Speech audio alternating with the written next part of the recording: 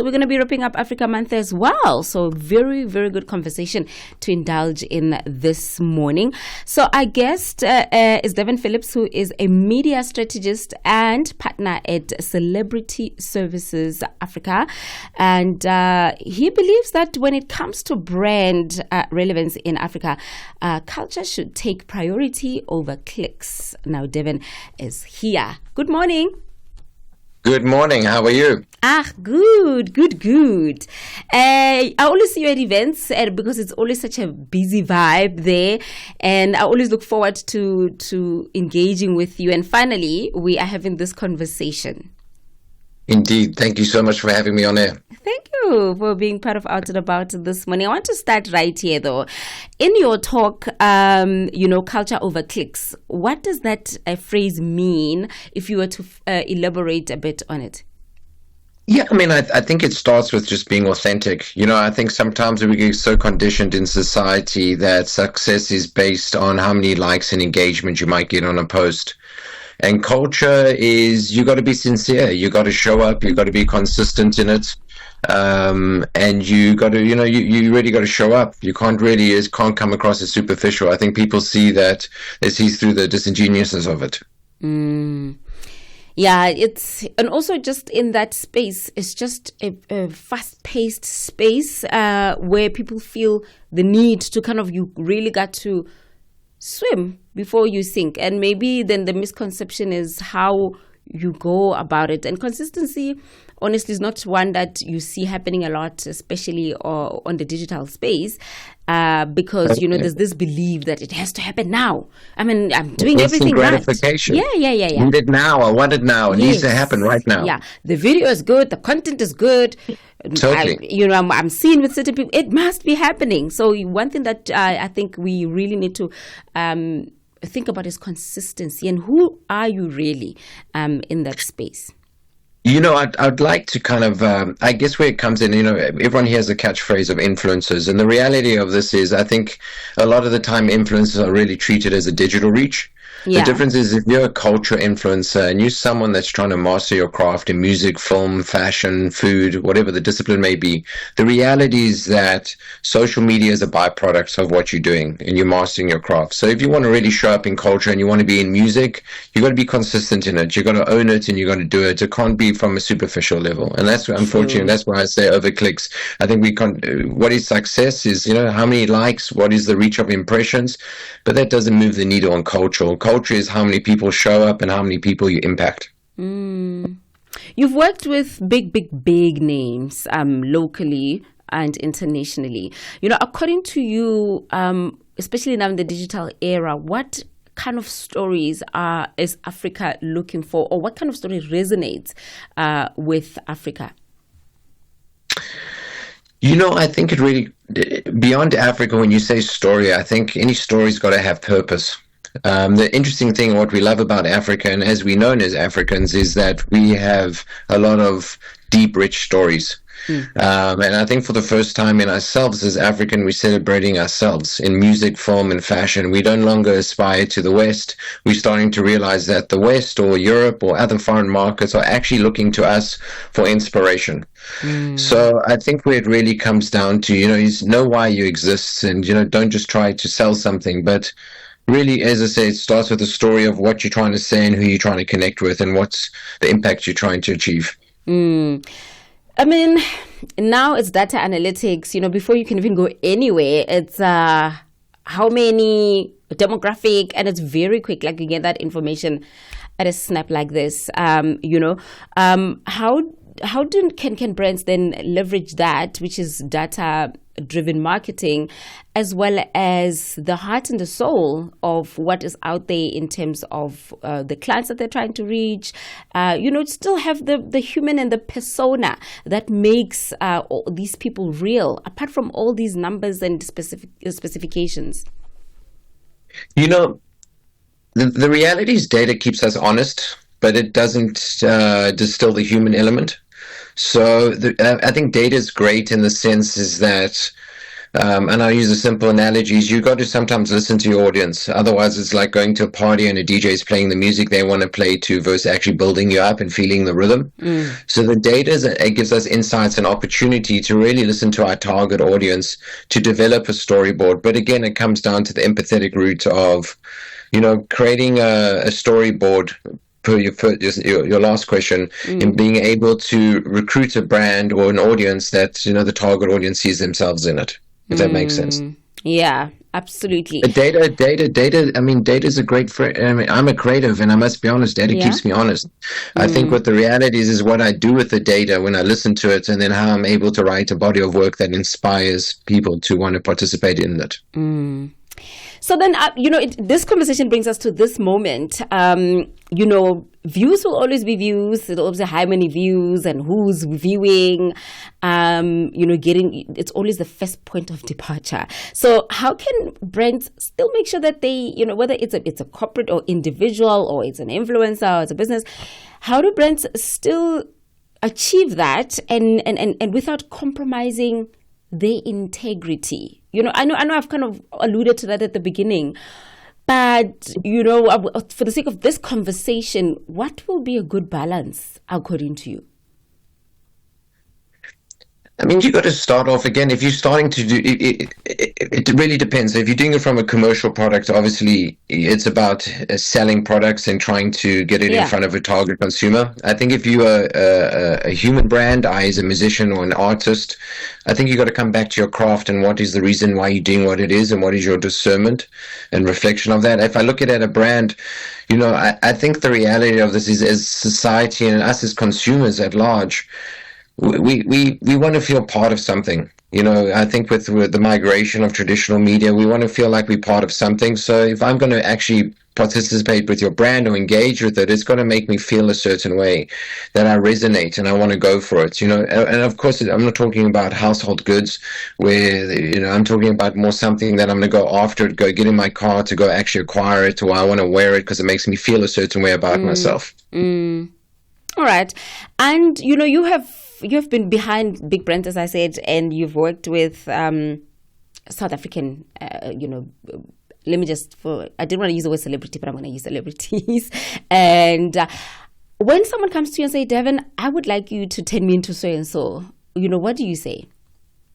What was that? You say take me to somewhere where? Turn me into so-and-so. I didn't want to be specific and say, maybe someone said, I've seen the work that you've done through a CSA Global and I'm starting up, or I envision myself to be like so-and-so that I've seen you grow into this brand. What do you say? I'll be ready to be honest with you. If we're working with a talent, it's very different. If a talent's kind of signed to us that just wants to do it for the sake of being famous, we won't really sign them, because again, fame is the byproduct, money is the byproduct of your discipline. When a brand comes to us, it's obviously a little bit different. It's a different vertical in our organization, and obviously that's a little bit different. What are you going after with your market share, and what's the engagement and where you want to take it?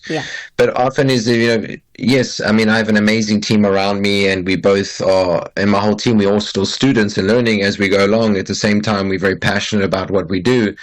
But the truth of the matter is, I guess it comes down to what's your purpose and what you're trying to do. If someone comes to me and says, I want to be famous, I must be honest, it doesn't really get me excited. If I look at someone who's really trying to master their craft and be a really rich storyteller, or putting out a body of work in music, film, or fashion, and is really trying to master a craft and just kind of interpret it from their viewpoint, and I look at that viewpoint and I feel quite excited and it motivates me, and then I want to get behind them and rally behind them because I want to share their light with a broad audience. If that makes sense. Yeah. But I mean, I again, know, it comes down to the human and authenticity, right? Yeah, true. Yeah. And it's good that finally we're having this conversation so they can listen and not think that, if I can just have a moment with Davin, just 5 minutes, I want to. So now that this conversation is happening, it's good to know what the thinking behind the work that you do at CSA Global. All right. So do you believe that African talent know how to monetize their brands in the right way? Yeah, you could know that. Yeah, great question. Yeah, so yes. Do they know how to monetize their brands correctly? I'll be honest with you. Some do and some don't. And I really think it is, and this is just from my kind of experience, a lot of talent, sometimes it's their friends and family that are managing them because it's a circle of trust, but they sometimes don't have the commercial experience. And some talent, unfortunately, they go very much from hand to mouth, but they're not developing their trademark, their IP, or their brand into a bigger brand that they're in a position where they're able to sleep and make money in different verticals. So I'd like to say to you, look, Africa, there's a lot going on. It's definitely not as if you go into the US and you're dealing with management and agents and legal teams. But I mean, hey, that's why we here. We really think this is the next frontier. We're really seeing that the rest of the world is really trying to get into Africa, because for the first time globally, Africanism is very cool. And second to that is, you're seeing international artists want to collaborate with local artists because it's giving them a bigger audience. I think when it comes back to your question on commercializing it, I think talent, and that's what we're trying to do at CSA as well. It's really just trying to empower the creative to know what their worth is and they're protected.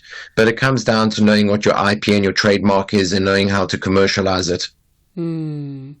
And fame doesn't always equal money, because I think it's about a good strategy. You could be on the biggest viewed or listened to program, but I think you will need people that can think strategically about what they do with your platform, because I think with talent, they always believe, but I just need a breakfast show, man, or I just need a big hit, man, where people can know the music. But hey, you don't want to be a one-hit wonder.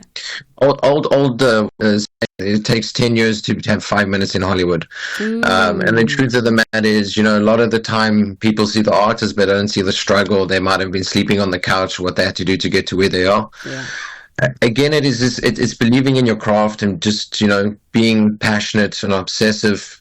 And that's why I say, and I come back to the question, is we don't sign or want to work with the talent that really just wants to get rich and famous, because some of the best artists that I've had the privilege of working with, and I say this, and I hope this connects with some people, is that the fame and the money was really a byproduct. They are individuals that, that have toured and have really made massive impact in their different discipline of film or music, and they're still inquisitive and hungry. The fame, it really is a byproduct. And I think where it really comes down to is, you own your craft, be inquisitive.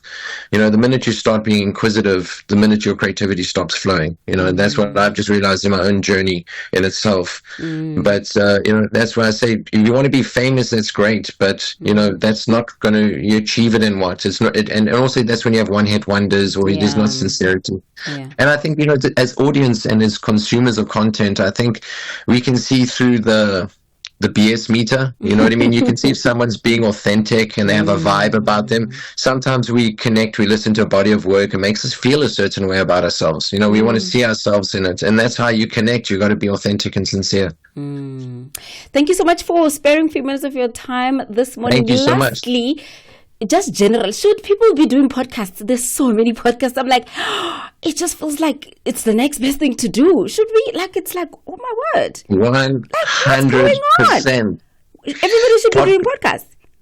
We're not, the thing is, don't just do a podcast. Have a marketing plan around it, how to recruit an audience. It comes down to, you have an idea, you can have the best idea, but if you don't have an audience, no one's engaging with your work. So do a podcast, have a purpose, have an opinion, but make sure that you are, going after a particular topic, recruiting the right people, and then at the same time, haloing and marketing the right people. A podcast is growing. I mean, I was recently in a meeting and just seeing the certain data of podcasts in South Africa, and particularly out of Johannesburg, what's happening. So if you got an idea and you want to do a podcast, do it, but don't just do it, record it, have a purpose of how you're going to actually take your body of work so people can connect with it. And then, out of respect to the people as listeners or anyone, if they're connecting with your body of work, educate them, feed them, make them sure they want to tune back in to listen to your next episode. All right. So now that you said the podcast industry is growing, maybe I must get mine underway. We're waiting. We're waiting. You'll be the first guest.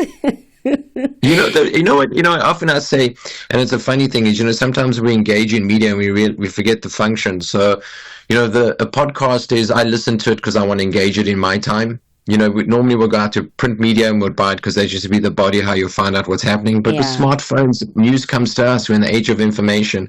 And for the first time, on the continent, we can engage with information as same as anyone in Tokyo, London, Sao Paulo, LA, New York. So we're getting to really like-minded tribes. And I think that's what's really vibe. If you want to do a podcast, you got something to say, an opinion of something, go for it, do it, but be consistent in it. And make sure don't just do it and no one reaches it. There's another whole chapter, set yourself up with stakeholders that, are able to market it and get it out there. Otherwise, it's like, you might have the best record in the world, beautiful bass, beautiful rhythm. But if no one listens it, you're not sharing it. Thank you so much once again. We have come to the end of the Thank hour. Thank you so much. And have a fantastic Saturday, Davin. Thank you. You too. Thanks for having me. All right. That's my guest from CSA Global. It's Davin Phillips. You heard the man, guys. If you're thinking about, I must just get a podcast. Before it gets too late. I must just get, how?